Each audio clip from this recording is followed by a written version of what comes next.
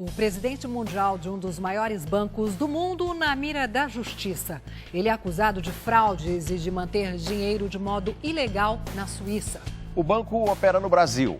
Acompanhe agora uma reportagem especial no Brasil e na Espanha. O Banco Santander, o quarto maior banco do mundo em lucro, segundo o site da própria instituição.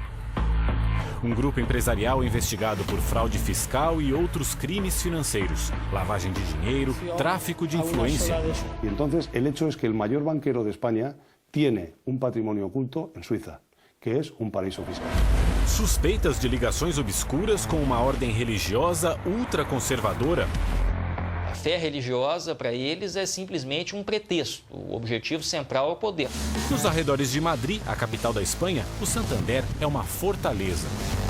Toda essa área aqui, desde o prédio de vidro com a torre ali ao fundo, seguindo por esse outro conjunto de edifícios aqui à minha direita, e também esse outro prédio ali à minha esquerda, tudo isso aqui pertence ao complexo administrativo do Banco Santander. No comando deste império está o espanhol Emílio Botín, de 77 anos. Um homem que já nasceu milionário. O pai, o avô e o bisavô eram banqueiros. Mas a fortuna da família pode ter aumentado ainda mais por ações ilegais. Década de 30, a Espanha vive o drama de uma guerra civil. Com medo do resultado da guerra, o pai do atual presidente mundial do Santander teria feito transferências ilegais para várias fundações na Suíça. A guerra acabou há 72 anos. Mas as autoridades espanholas só souberam do dinheiro 2 anos atrás. Coincidência ou não, isso aconteceu quando uma investigação começou. O escândalo das contas opacas, como ficou conhecido, revelou que Emílio Botín mantinha de forma ilegal o dinheiro enviado pelo pai à Suíça. O principal jornal da Espanha, o El País, teve acesso aos valores: 200 milhões de euros, mais de 500 milhões de reais. Os filhos do banqueiro também são investigados. As denúncias chegaram à imprensa brasileira. A revista Veja destacou a trajetória suspeita do enriquecimento do presidente mundial do Santander. O Domingo Espetacular perguntou ao presidente do Santander no Brasil o que o senhor tem a dizer sobre o escândalo das contas opacas, de onde veio esse dinheiro. Um porta-voz da família na Espanha respondeu por intermédio do banco. A família tem realizado uma regularização voluntária e completa, está em dia com todas as obrigações fiscais.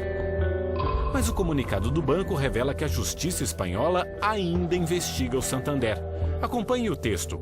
O banco espera que em breve todo esse assunto seja esclarecido de forma satisfatória pela justiça. O advogado espanhol Antônio Panea investiga as atividades do Grupo Santander há 17 anos. Panea acompanhou de perto a investigação das contas opacas e acha que a resposta da família já é uma confissão. Cuando pagas, esté bien o no esté bien hecho el pago, estás reconociendo el hecho. Y entonces el hecho es que el mayor banquero de España tiene un patrimonio oculto en Suiza, que es un paraíso fiscal. Y si no fuera el señor Botín y fuera un particular o un cualquiera, desde luego estaría en una situación mucho más delicada que el señor Botín, que sigue presidiendo el Banco Santander. Ele já trabalhou no banco e saiu por desconfiar de irregularidades contábeis. Neste vídeo da internet, Antônio Panea aparece numa reunião de acionistas do Santander. Ele questiona o presidente Emílio Botín sobre as supostas transações ilegais do banco. En que usted ha sido víctima, o está siendo objeto, mejor dicho, sujeto de una investigación fiscal. Antes de terminar a pergunta, ele é interrompido pelo presidente do banco. Señor Panea, ya sabe usted que yo no comento temas judiciales. Si quiere hacer alguna propuesta, la puede hacer. O microfone é cortado. Porque lo que usted hace es Señor Panea. E Antônio Panea é retirado à força da reunião. Le retiro el uso de la palabra. Os donos do Banco Santander também são conhecidos pela militância religiosa ao Vaticano. Emílio Botín, por exemplo, estudou em colégios jesuítas. Botín e o Banco Santander têm relações próximas com a Opus Dei. Uma das alas mais conservadoras do catolicismo, a Opus Dei é conhecida por sua proximidade com organizações poderosas, com o mundo financeiro e político.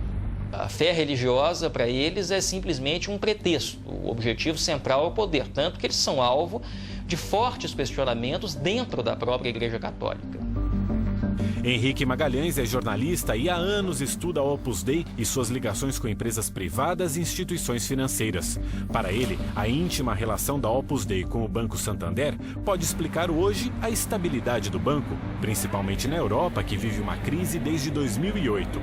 Ao mesmo tempo que a Espanha é um país falido, o Santander é um dos pouquíssimos bancos espanhóis que não apenas não quebrou, como vem engolindo vários outros bancos que chegaram ao estado de quebra pela crise.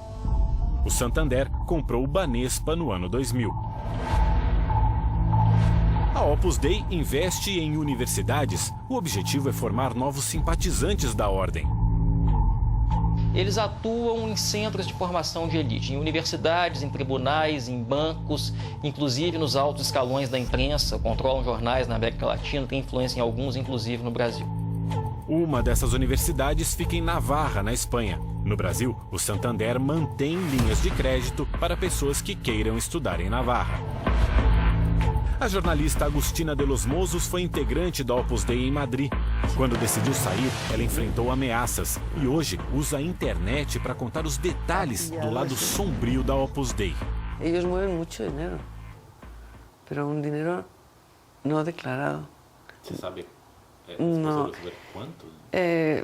Es que este tema económico es muy difícil porque es el tema más peligroso para el Opus Dei. O sea, si alguien descubriera de cara al exterior las finanzas del Opus Dei, esa persona tendría graves peligros de seguir incluso con vida.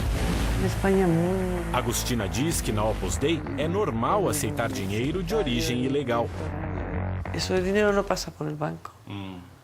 O cualquier donación que quieras hacer, lo haces en dinero negro. Entonces la obra acumula mucha cantidad de dinero negro cada mes.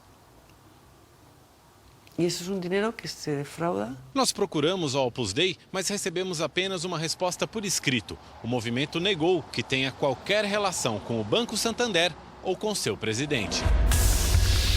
Nós também questionamos a Opus Dei se os filhos do banqueiro espanhol são membros da organização e se é verdade que eles são grandes doadores de dinheiro para o Vaticano. A Opus Dei não respondeu. Segundo esta revista espanhola, a mulher de Botín, Paloma, faz parte da Opus Dei. A cunhada de Botín é a jornalista Covadonga Ochea.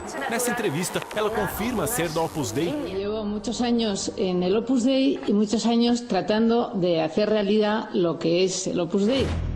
Emílio Botín está entre os 10 homens mais ricos da Espanha, com uma fortuna avaliada em mais de 4 bilhões de reais. Em 2010, as ligações dele e do Banco Santander com o Vaticano ficaram ainda mais evidentes. 2 dos principais diretores do Banco do Vaticano foram investigados por suspeitas de lavagem de dinheiro. Um deles, Ettore Tedeschi, também dirigia uma unidade do Banco Santander na Itália. No Brasil, o Santander é campeão de reclamações ao Banco Central. Em junho do ano passado, elas tinham crescido 240% em relação ao ano anterior. Ele é o terceiro banco com mais reclamações no Procon e é o primeiro que menos resolve as reclamações dos clientes. O banco também já foi condenado a pagar multa de R$600 mil à Comissão de Valores Mobiliários, a CVM, que regula o mercado financeiro no Brasil. O motivo? Provocar turbulências de maneira artificial no mercado de ações. O presidente mundial do Santander também é investigado em outro episódio. O juiz espanhol Baltasar Garzón teria recebido dinheiro do Santander para financiar palestras dele e depois atuado a favor do banqueiro em uma ação na justiça. Crime caracterizado como tráfico de influência. É possível que um juez independiente e que tem uma trajetória pública pueda aparecer como el amigo y financiado del mejor o el mayor banquero de España? O advogado Panea lamenta. Para ele, o poder de Botín, o chefe do Santander, parece inesgotável. Es un patrocinador de 2 escuderías de Fórmula 1, no de una, de 2 escuderías de Fórmula 1. Y yo le hago a usted un reto, digámoslo así, le hago una invitación. Usted mire cualquier periódico de España a ver si tiene o no tiene publicidad del Banco Santander. Calcule cuánto vale eso y, por lo tanto, cuánto poder puede ejercer.